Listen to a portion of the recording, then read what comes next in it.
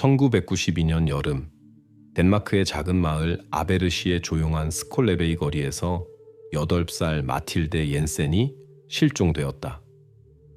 그날 그녀는 학교에서 집으로 돌아오는 길이었는데 14번지 집까지 가지 못했다. 수색은 몇 달, 그리고 몇 년간 계속되었지만 점차 희망은 끈질긴 절망으로 바뀌었다.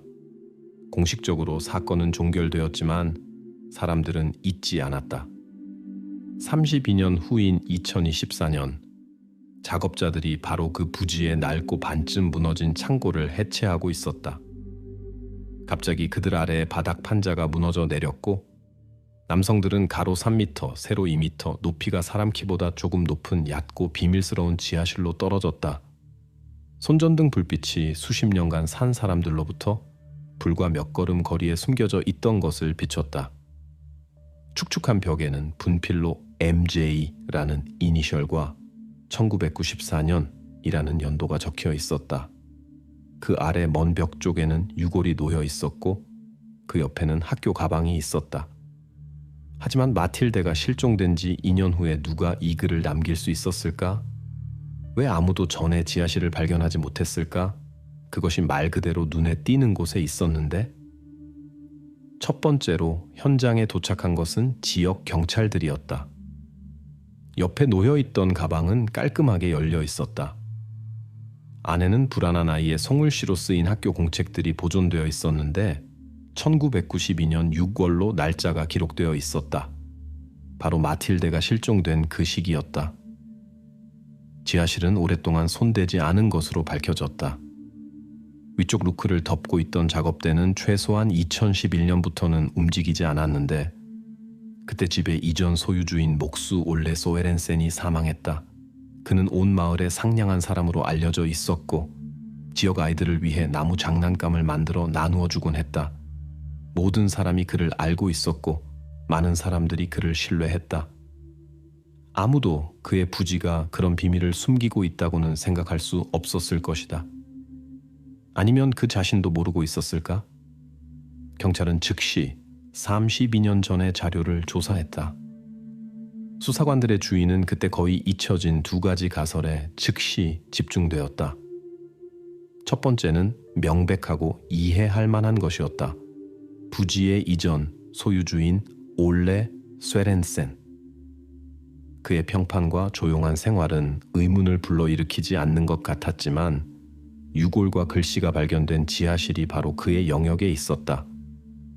올레 자신은 13년 전에 사망했고 이제 어떤 수사든 남아있는 문서와 이웃들의 기억에만 의존할 수밖에 없었다.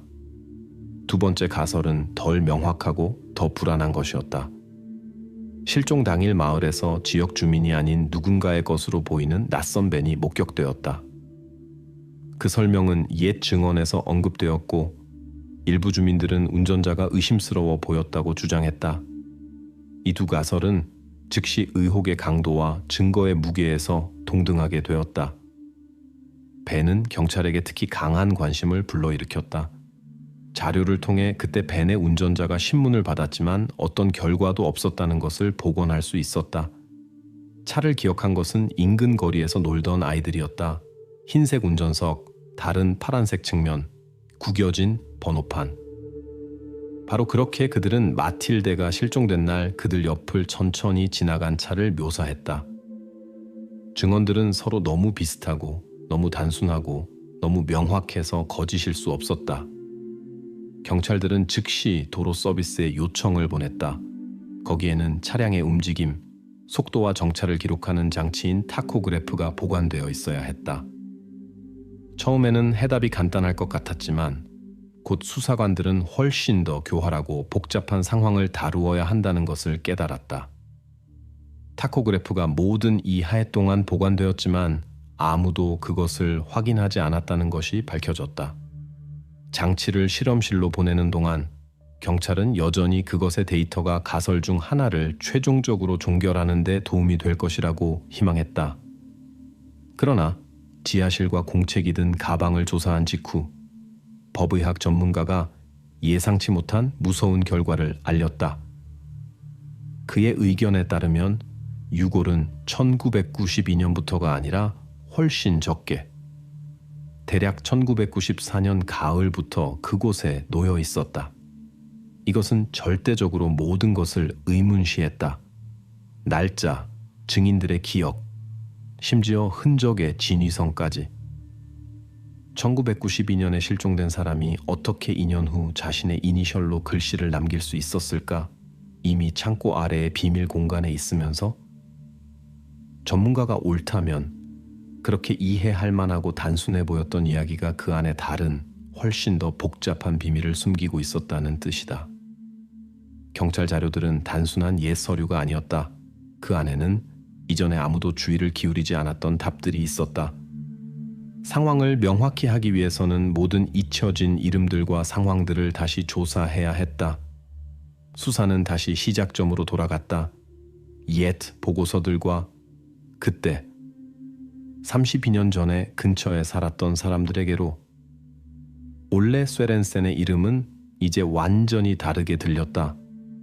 단순히 상냥한 몫으로서가 아니라 그의 삶과 과거가 첫눈에 보이는 것보다 훨씬 더 많은 것을 숨길 수 있는 사람으로서. 이것은 아베르시 주민들이 자신들에 대해, 자신들의 이웃들에 대해, 그리고 아마도 마을 자체의 과거에 대해 알고 있다고 생각했던 것을 뒤바꿀 이야기의 시작일 뿐이었다. 자식이 없는 목수에게 왜 어른 손으로 수정된 학교 공책들이 필요했을까? 법의학 전문가가 지하실의 발견물을 1994년 가을로 연대를 매기며 수사의 관습적인 그림을 바꾼 후 경찰은 부지의 이전 소유주인 올레 쇠렌센의 인물에 주의를 집중했다. 바로 그가 수십 년 동안 스콜레베이 거리 14번지 집에 살았고, 바로 그가 자신의 작업장 아래 비밀리에 숨겨진 지하실의 존재를 알아야 했던 사람이었다. 집과 인접한 건물들의 수색 영장이 즉시 발부되었다. 수사관들이 안으로 들어갔을 때 그들을 맞이한 것은 시간이 멈춘 집이었다. 먼지로 덮인 얼어붙은 가구, 정갈하게 배치된 도구들과 장난감들, 마치 목수가 잠깐만 나갔다가 곧 돌아올 것 같은. 하지만 가장 이상한 발견물은 작업장 뒤쪽에서 발견된 학교 공책들이었다. 공책들은 1993년에서 1994년으로 날짜가 기록되어 있었고, 각각에는 어른의 송글씨로 된 수정이 있었다. 철자법, 서체에 관한 수정들, 때로는 여백의 정갈한 코멘트들. 올레 쇠렌센이 어떤 목적으로 그런 일을 했는지는 수수께끼로 남아 있었는데, 공식 자료에 따르면 그에게는 가족도 후견인 역할을 하는 사람들도 없었기 때문이다. 며칠 후 경찰은 마을에서 17km 떨어진 쇠뢰에 위치한 도시의 은행 자료에서 목수의 과거에서 또 다른 이상한 사실을 발견할 수 있었다. 거의 2년 동안 1993년 봄부터 시작해서 올레는 정기적으로 6주마다 아목시실린 250mg 항생제를 구입했다. 처방전들은 안나 쇠렌센이라는 이름으로 의사가 써준 것이었다. 그 시절 덴마크 약국들은 약을 구입할 때 개인 시민번호를 명시하도록 요구하지 않았기 때문에 이 안나의 실제 존재를 확인하는 것은 쉽지 않았다. 그러나 시 자료와 주민등록부는 명확히 지적했다. 아베르시에도, 쇠뢰에도, 다른 가까운 코민들에도 그런 이름을 가진 사람은 등록된 적이 없었다. 항생제의 용량은 보통 연소 연령층에게 처방되는 것이었다. 이 상황은 수사를 더욱 당황시켰다. 올레 쇠렌센은 누구를 위해 약을 샀을까? 그리고 존재를 확인할 수 없는 가상의 이름 안나 쇠렌센 뒤에 누가 숨어 있었을까? 수사에는 두 가지 명백한 의문이 생겼다. 목수가 비밀리에 결혼할 수 있었을까? 그리고 그가 아내를 집에 숨기고 있지는 않았을까? 시청의 기록 확인은 그런 가능성을 완전히 배제했다. 올레 쇠렌센의 결혼에 대한 어떤 정보도 존재하지 않았다. 그러면 다른 가설이 생겼다. 아마도 올레가 비밀리에 누군가를 후견하며 의식적으로 외부인들의 시선에서 숨기고 있었을 것이다. 하지만 여기서도 공식 소스들은 부정적으로 답했다. 입양도 공식적인 후견도 등록되지 않았다. 그럼에도 불구하고 아베르시 주민들이 다시 신문을 받았다. 그들 중에는 이웃 한스 라르센이 있었는데 그는 1993년 가을 이미 황혼의 쇠렌센의 집 마당에서 낯선 여성을 보았다고 주장했다. 그는 집까지의 거리가 50m가 넘고 조명이 이미 불충분했기 때문에 자세히 묘사할 수 없었다. 이것은 수사로 하여금 잠시 목수에게 정말 비밀스러운 삶이 있을 수 있다고 믿게 했지만 집과 마당을 철저히 조사한 후 수사관들은 여성의 개인 물건이나 다른 존재 흔적을 하나도 찾지 못했다. 이웃의 말은 아직 다른 증거로 확인되지 않았고 이 가설은 더 이상 발전하지 못했으며 확인되지 않은 주장으로만 남았다. 라르센의 증언은 빠르게 의심스러워 보이기 시작했다. 몇몇 이웃들이 그 해에 한스가 시력이 나쁘다고 자주 불평했고 한 번은 다른 이웃을 낯선 사람과 혼동했다고 확인했다. 게다가 올레의 부지를 철저히 조사하고 지역 주민들을 신문한 결과 낯선 여성의 체류 흔적을 전혀 찾을 수 없었다. 그래서 이웃의 증언은 아무 곳으로도 이어지지 않는 거짓 길일 뿐이었다. 이와 병행하여 경찰은 올레의 쇠레로의 약국 여행에 집중했다. 버스 노선 확인과 운전사들의 신문은 목수가 정기적으로 4221번 버스를 타고 그 다음 600m 정도를 걸어서 약국까지 갔다는 것을 확인했다. 이 모든 것이 한 달 반의 변함없는 주기성으로 일어났고 올레 쇠렌센이 약을 얻는데 매우 관심이 있었다는 것을 말해 주었다. 그러나 곧 수사는 새로운 충격이 될 결과를 얻었다. 지하실에서 유골 옆에서 발견된 개인 물건들 중에 아이용 빗이 있었다. 실시된 DNA 분석은 예상치 못한 결과를 보여주었다. 빗에서 올레 쇠렌센 자신의 치과 기록과 98.7% 일치하는 생물학적 흔적이 발견된 것이다. 이 사실은 전환점이 되었다. 자식이 없는 목수의 생물학적 물질이 어떻게 마틸데의 유골 옆 숨겨진 공간에서 발견된 개인 물건에서 나타날 수 있었을까?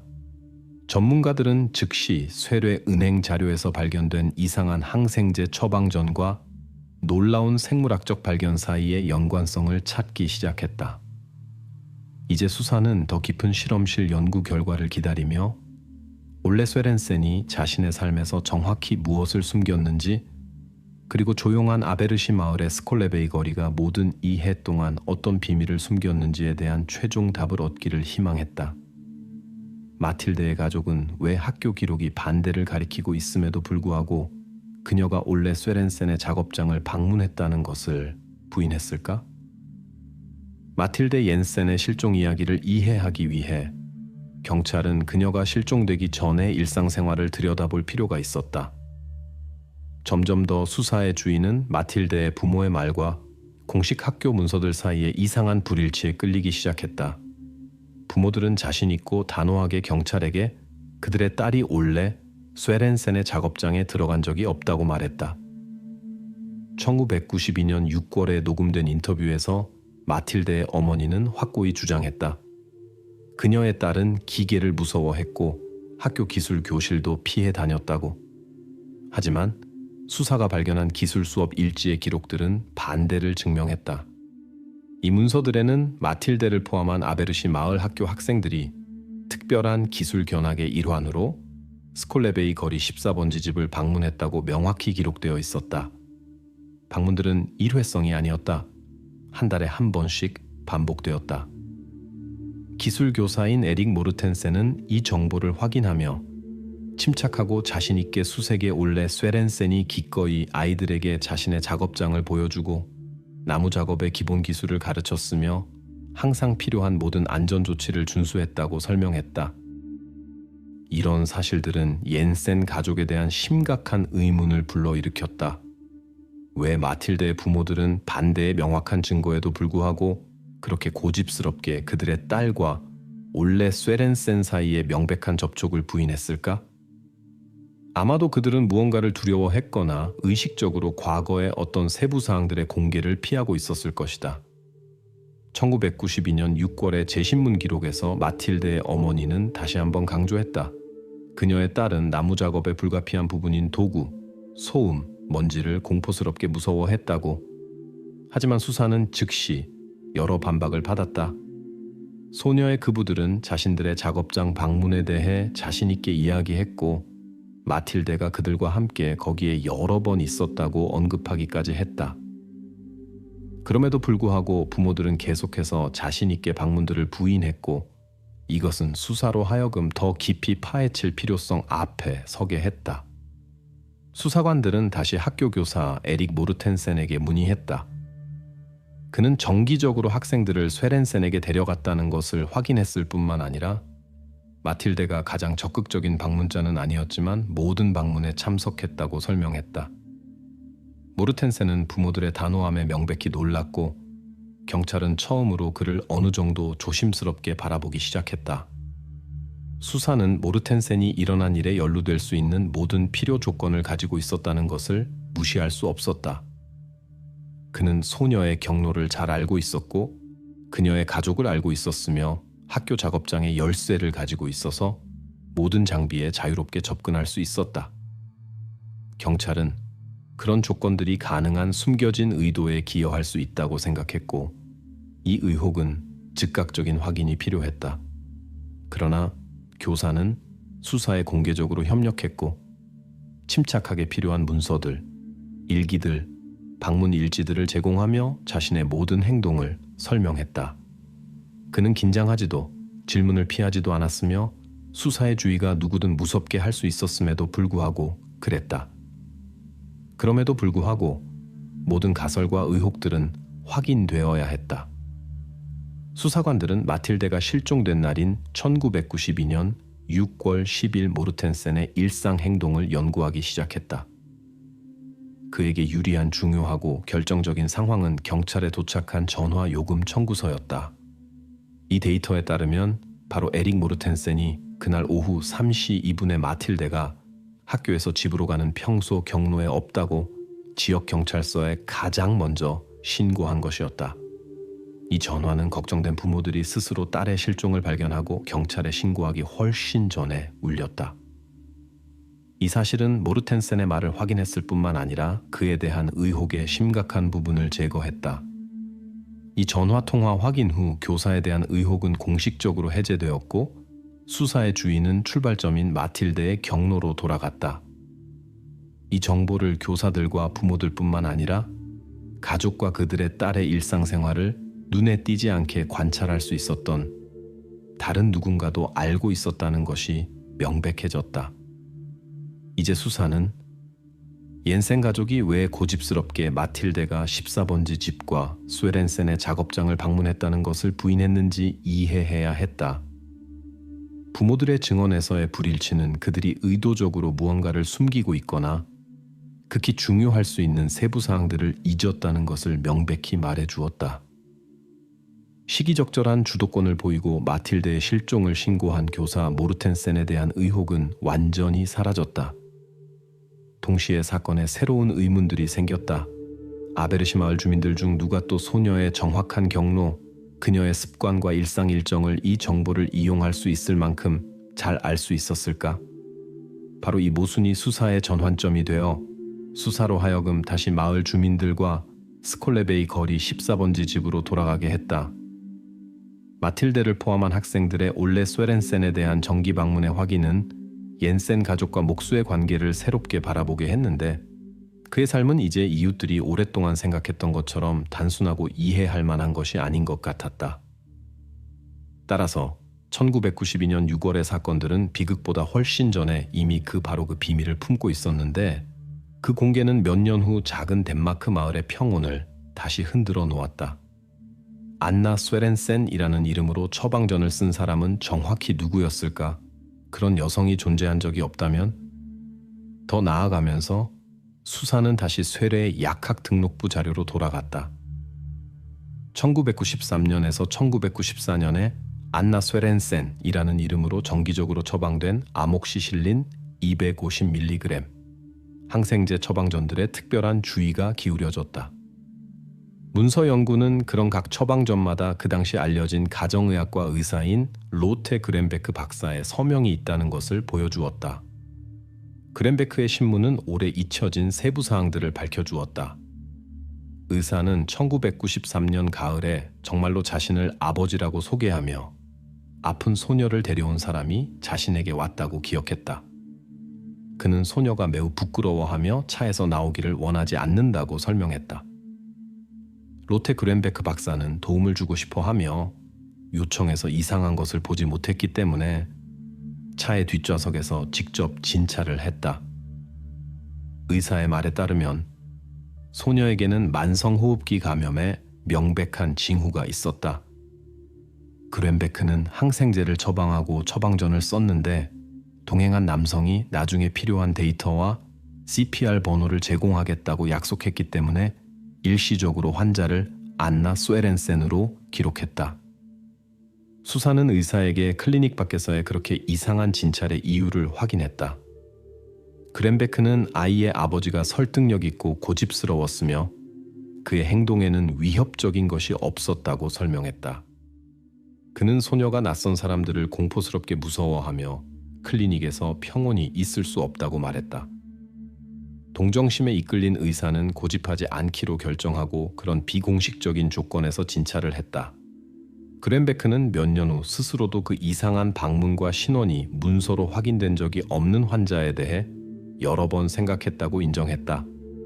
하지만 1993년에 그런 비공식적인 관행들은 덴마크에서 완전히 용납될 수 없는 것으로 여겨지지 않았다. 한편 수사는 의료 자료의 기록들을 철저히 확인했다.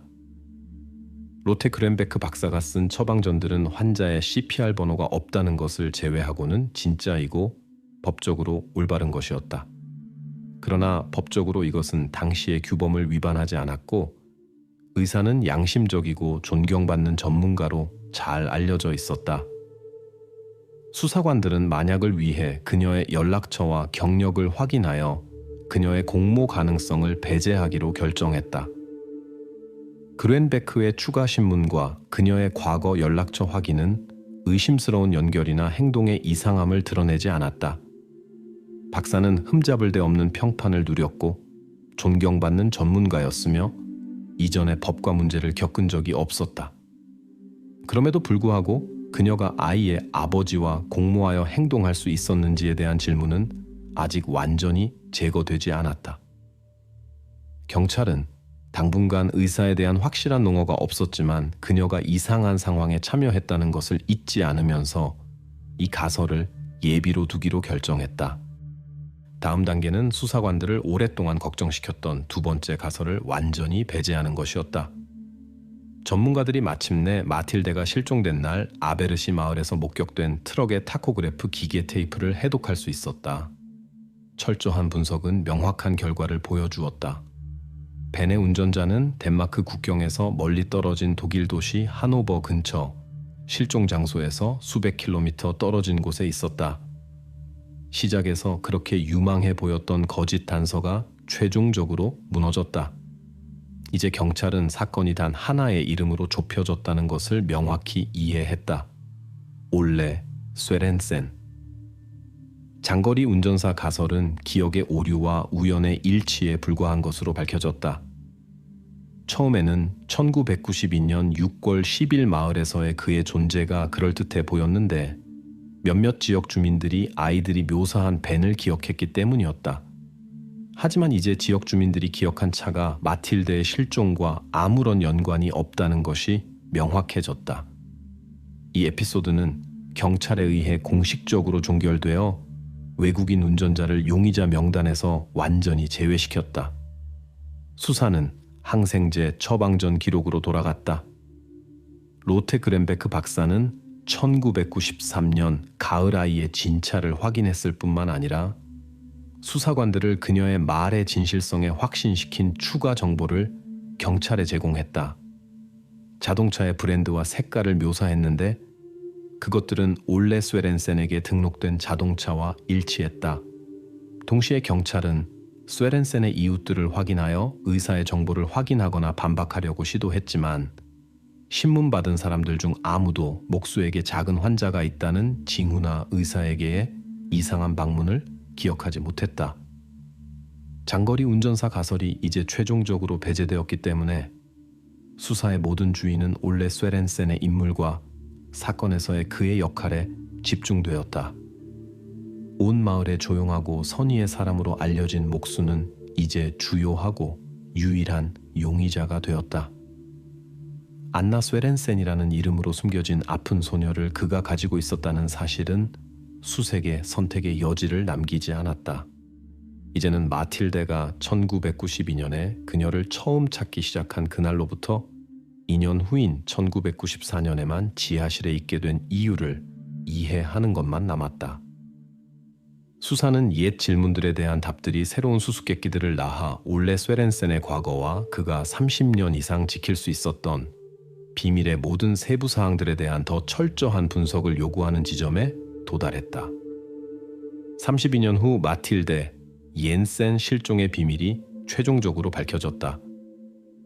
NESK의 수사 데이터에 따르면 1992년 6월 10일 올레 쇠렌센은 마틸데에게 새로운 선반을 보여주기 위해 자신의 작업장에 들르자고 제안했다. 그녀는 항상 무해해 보였던 이웃을 신뢰했다.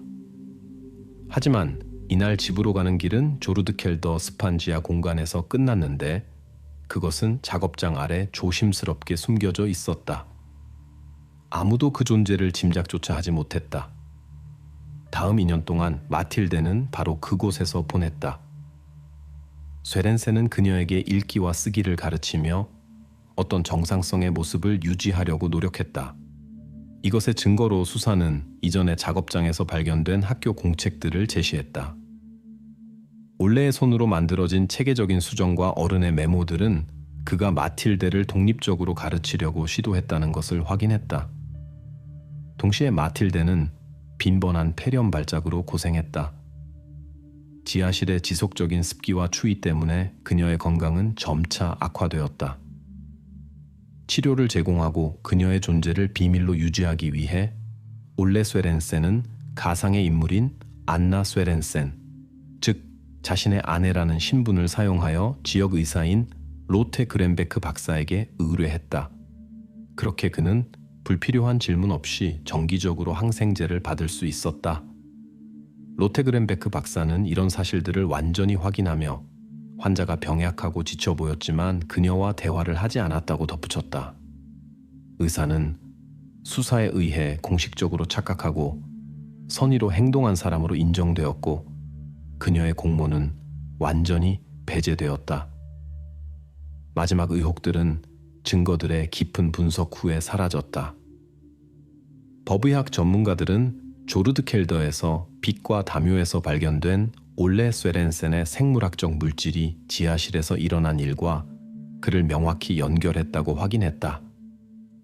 게다가 1993년으로 날짜가 기록된 나무 제품에서 마틸데의 지문이 발견되었다. 이 증거는 그녀가 공식적인 실종 후에도 살아서 그를 작업장에서 도왔다는 것을 말해주었다.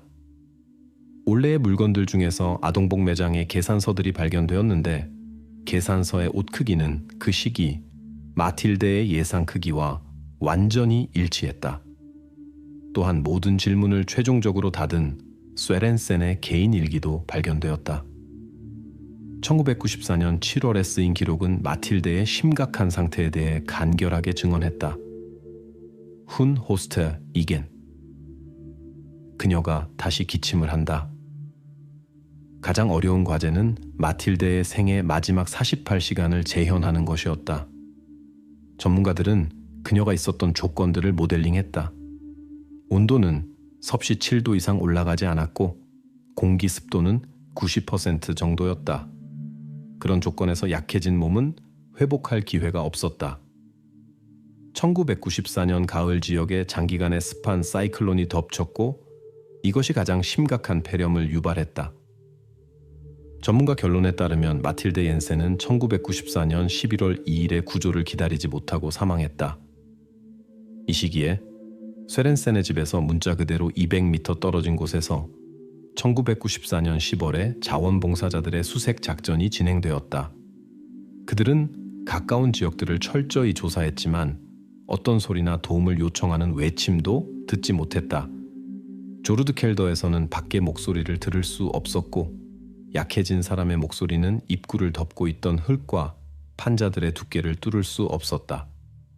이 비극적인 세부 사항은 마틸데를 발견할 가능성이 얼마나 가까웠는지를 강조하는 동시에 얼마나 멀었는지도 보여주었다. 30년 이상이 지난 후 수사는 모든 그림을 하나로 맞출 수 있었다.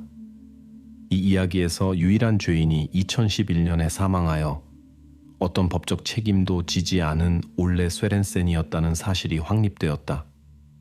그는 이 범죄를 저지르도록 한 동기에 대한 답을 영원히 가져갔지만 사실들은 명확히 그의 죄와 비극적 결과에 대한 책임을 지적했다. 공식적으로 사건은 추도의 의미로 종결되었는데 법적으로 더 이상 기소할 사람이 없었기 때문이다. 사건 자료 NSKD 케이스 콜드 4724는 엄격한 기밀 등급에 전달되었고 그에 대한 접근은 제한되었다. 그렇게 당국은 덴마크 범죄학의 가장 복잡하고 비극적인 이야기 중 하나에 마침표를 찍었다. 아베르시 마을 주민들은 조용하고 친근한 이웃이 그런 일을 할 수 있다는 것을 오랫동안 믿을 수 없었다. 이제 마틸데가 실종된 지 32년 후 그녀의 이야기는 단순히 과거의 무서운 상기가 아니라 우리 옆에 살면서 무해해 보이는 사람들의 가장 어두운 면이 얼마나 숨겨질 수 있는지를 보여주는 상징이 되었다. 덴마크 법 집행 기관들에게 이것은 힘들지만 중요한 교훈이 되었다. 어떤 비밀들은 수년간 밝혀지지 않으며 답이 발견되더라도 항상 안도감을 가져다 주는 것은 아니고 단지 완결성의 느낌만을 줄 뿐이다.